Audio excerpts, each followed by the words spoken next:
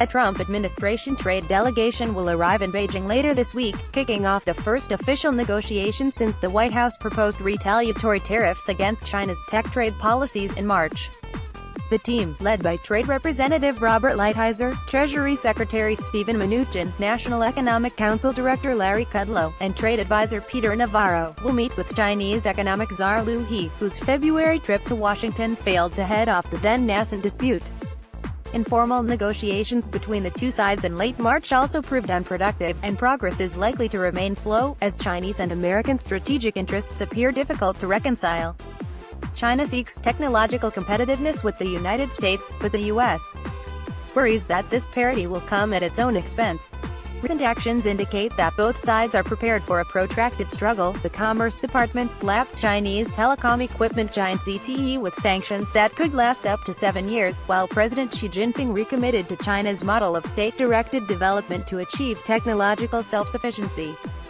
ZTE fights back against U.S. export ban, as Huawei comes under renewed suspicion. ZTE, China's second-largest telecom, has been fighting for its survival since the U.S. government imposed an export ban against the company last month. On April 15, the Commerce Department's Bureau of Industry and Security, BIS, issued a denial order prohibiting ZTE from purchasing U.S. exports for a period of 7 years, after the Bureau found that ZTE had breached a March 2017 settlement agreement. That agreement had imposed penalties on ZTE for intentionally violating sanctions against Iran and North Korea. Several of the penalties, including the 7-year export ban, were suspended subject to the company's compliance during a 7-year probationary period. BIS concluded on that ZTE had violated the agreement by failing to penalize executives involved in the original sanctions violations, and reimposed the export ban. A statement released by ZTE the next day questioned the penalty but did not explicitly deny the violation. In a separate press release issued several days later, ZTE promised to protect its legitimate interest with all the legally allowed measures.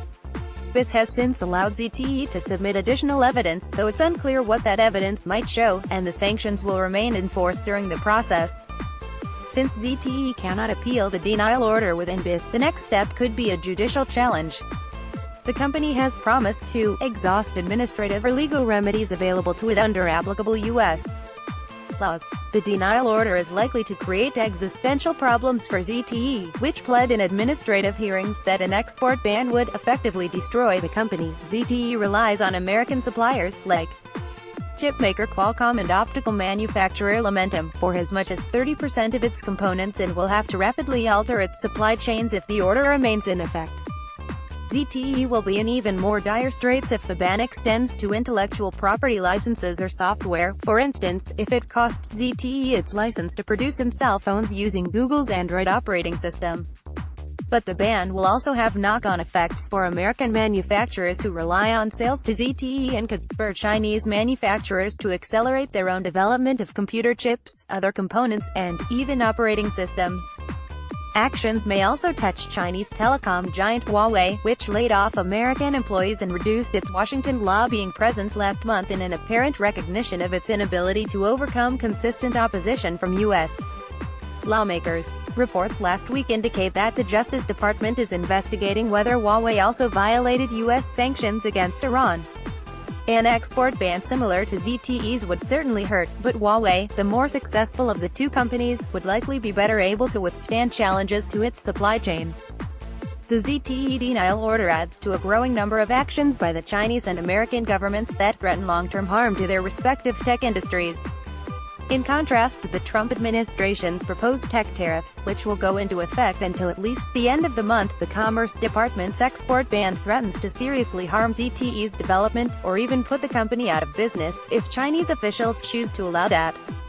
In a similar move, China's Ministry of Commerce appears reticent to approve U.S. chipmaker Qualcomm's acquisition of Dutch competitor NXP, an important move in the American firm's long-term strategy. Trump's rhetoric on the campaign trail focused on the trade deficit, but a more fundamental U.S.-China struggle concerns technological preeminence and market access. These underlying strategic concerns are receiving increased attention as the trade conflict wears on. A strategy of trade conflict through domestic regulation is also more difficult for the Chinese government to attack. The Chinese trade policies that Trump and his administration have railed against are predominantly carried out by domestic agencies, and Chinese officials continuously stress the importance of acting in compliance with domestic regulation. It is difficult for those agencies to criticize similar actions by U.S. agencies without appearing hypocritical. The Chinese Ministry of Commerce's statement on the ZTE export ban, for instance, acknowledged that China always requires Chinese enterprises to obey the laws and policies of the host country. She outlines China's cyber goals and semiconductor plans as the U.S. launched new measures against Chinese tech companies. President Xi called upon his nation to grasp the historic opportunity to indigenously develop China's strength in cyberspace and tech manufacturing. On April 21, at a national conference on cybersecurity and informatization, Xi outlined a blueprint for independent and innovative development in China's cyberspace. He urged a strengthened role in cyberspace for government, led by the party, to spread positive information and uphold appropriate opinions. She also emphasized the importance of cybersecurity and pledged that China would improve protections for its information infrastructure, develop a professionalized cybersecurity industry, enhance response capabilities for emergencies, and impose duties on operators and regulators for proper maintenance and surveillance of cyberspace. To facilitate progress in those areas, she suggested that China combine strengths from the individual knowledge of its local experts, the industrial knowledge of its manufacturers, and the policy-making knowledge of its national government. Perhaps most notably, she urged Chinese firms to continue developing their capabilities to manufacture semiconductors and other critical technologies and promised state support for tech firms targeted by recent U.S. trade actions. The rhetoric reflects widely held concerns among Chinese officials. Although the trade conflict has not yet affected China's domestic industries, U.S. actions have highlighted China's dependence on foreign manufacturers for many high-tech goods. Semiconductors are the most high-profile of these goods, and worries about supply chain vulnerabilities have prompted a frenetic push to establish an internationally competitive semiconductor industry. The next day, in his congratulatory message to the opening ceremony of the first Digital China Summit, President Xi re-emphasized the importance of technological innovation for China's continued development. On April 26, during an inspection of two leading chip makers in Wuhan's high-tech development zone, Xi stated that independent core technology determines the survival of businesses, and encouraged the manufacturers to continue pushing their development. Xi framed the current unprecedented challenges faced by Chinese chip makers as unprecedented opportunities for them to seize autonomy and eventually take the global lead in chip technology. In other news, Human Rights Watch released a report last week detailing discriminatory hiring practices at leading Chinese tech companies.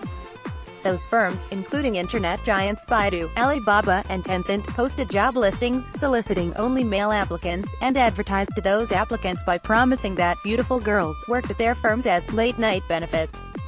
Similar hiring practices have been documented in the past, but HRW's report brings renewed media attention and public scrutiny. The report had an immediate effect. The firms involved quickly removed the relevant postings and provided contrite apologies to U.S. press outlets. Chinese ride-sharing firm Didi Chuxing entered the Mexican market last week, posing a new challenge to American competitor Uber, which holds an 87% market share in Mexico. Uber surrendered the Chinese market in 2016, selling its Uber China division to Didi in exchange for a 20% stake and $1 billion in investment. The two companies have been battling for global dominance since, although Didi's Mexican entry marks one of its first attempts to export its own app abroad instead of partnering with local competitors. Didi, like Uber, is planning a move into car-sharing arrangements, and may launch an initial public offering by the end of this year, ahead of Uber's expected 2019 IPO. American cybersecurity firm FireEye has accused a Chinese hacking group of penetrating Japanese industry firms, possibly to gain insight into Japan's positions on the North Korean missile crisis.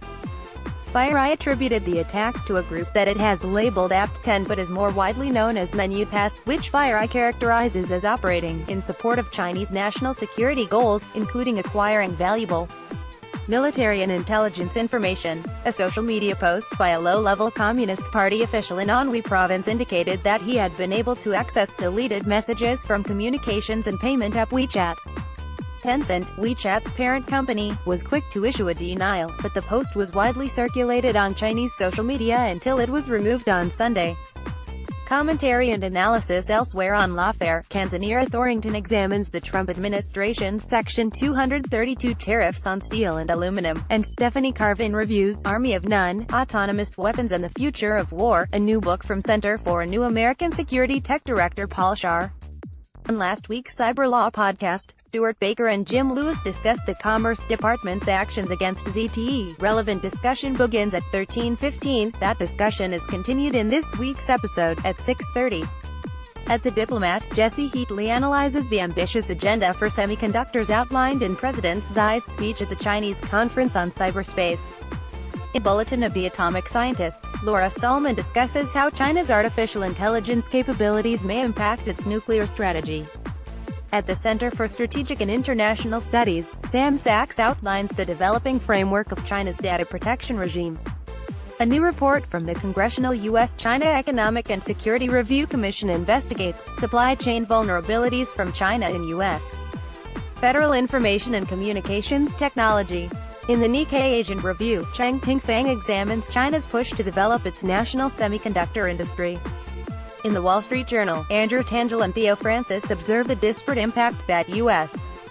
tariffs may have on American manufacturers. In the Atlantic, DePay and Ghosh and Joshua Geltzor discuss the continued blurring of national security and economic rationales for trade. Keith Bradshaw outlines the techniques of Chinese tariff dodgers for the New York Times.